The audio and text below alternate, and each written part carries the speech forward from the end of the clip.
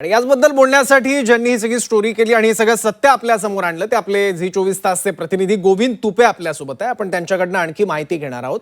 गोविंद, ही सगळी माहिती तुम्ही काढलीत, अत्यंत धक्कादायक हे सगळं वास्तव आहे. पण या सगळ्या हा सगळा घोटाळा काय शब्द वापरावा ते तुम्ही सांगायला, पण या कामाची सगळी आणि हा निधी बळकावण्याची लुटण्याची मोडस ऑपरेंडी नेमकी काय?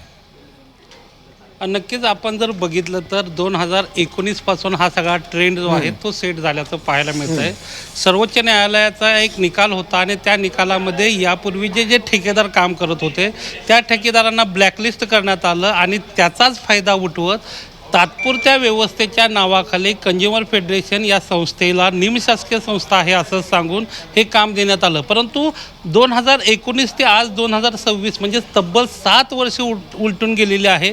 तात्पुरती व्यवस्था किती दिवस चालवायची असते याचं सरकारला असेल, महिला बाल कल्याण विभागातील अधिकारी असतील यांना भान उरलेलं नाही आहे का टक्केवारीमध्ये ही सगळी यंत्रणा गुंतलेली आहे असा प्रश्न या निमित्तानं उपस्थित होतो आहे. कारण का बरीच टेंडर झाली, वेगवेगळ्या गोष्टीची दुबार टेंडर झाली 3-3 वर्षाची, परंतु 7 वर्ष या कंझ्युमर फेडरेशनसारख्या खाजगी संस्थेला एक्सटेन्शनवर एक्सटेन्शन दिले जाते आहे. याच्या मागचा सूत्रधार कोण आहे हा यातला सगळ्यात महत्त्वाचा कळेचा मुद्दा आहे. दुसरं जर सगळ्यात बघितलं तर या कंझ्युमर फेडरेशनच्या माध्यमातून 400 प्रकल्प म्हणजे 400 प्रकल्प म्हणजे जवळपास 80,000 अंगणवाड्यांमध्ये जे 80,000 अंगणवाड्यामध्ये 50 लाखाच्या आसपास मुलं आहार खाता येते आणि अशा मुलांना जे 7 ते 8 आहाराचे आयटम आहेत, जे कच्च्या रेशनचे आयटम आहेत ते अत्यंत निकृष्ट दर्जाचे आयटम पुरवले जात असल्याचं एकतर यांचे कर्मचारी म्हणजे अंगणवाडी सेविकासुद्धा सांगता आहेत.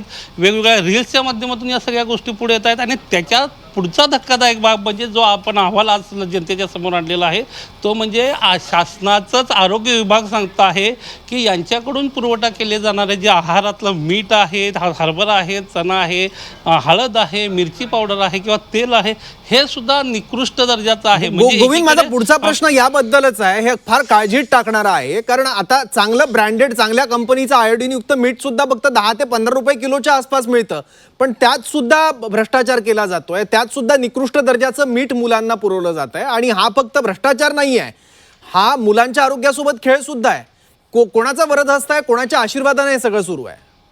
नक्कीच हाच प्रश्न वारंवार उपस्थित केला जातो आहे आणि आज सगळ्यात महत्त्वाचं म्हणजे राज्याच्या मुख्यमंत्र्यांना धन्यवाद द्यायला लागेल की त्यांनी या सगळ्या प्रकरणाचे आणि या सगळ्या टेंडरच्या चौकशीचे आदेश दिलेले आहेत. परंतु सगळ्यात गंभीर मुद्दा हाच आहे की लहान मुलांना दिलं जाणारं 2-5 रुपयाला किलोनं मिळणारं आणि मिठागरामध्ये तर अगदी मुबलक स्वरूपात असणारं मीठ आणि तेही आयोडीनयुक्त मीठ दिलं जात नाही. म्हणजे मिठामध्ये सुद्धा हेराफेरी म्हणजे तांदूळ, गहू, डाळी, कडधान्य याच्यामध्ये तर हेराफेरी आहे. याच्यामध्ये सगळ्यात महत्त्वाचं म्हणजे हिरवा वाटाणा आणि पांढरा वाटाणा म्हणजे जो पांढरा वाटाणा जो आहे तो अगदी 30 ते 40 रुपये किलो दराने मिळतो आणि हिरवा वाटाणा जो आहे तो 140 ते 150 रुपयाच्या दराने मिळतो.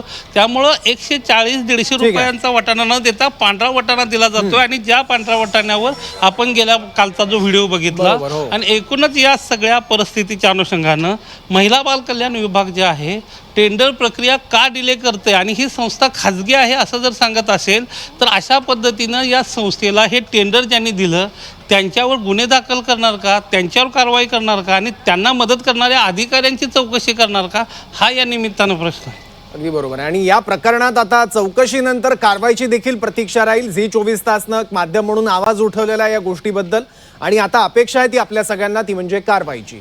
गोविंद, धन्यवाद या सगळ्या माहितीसाठी.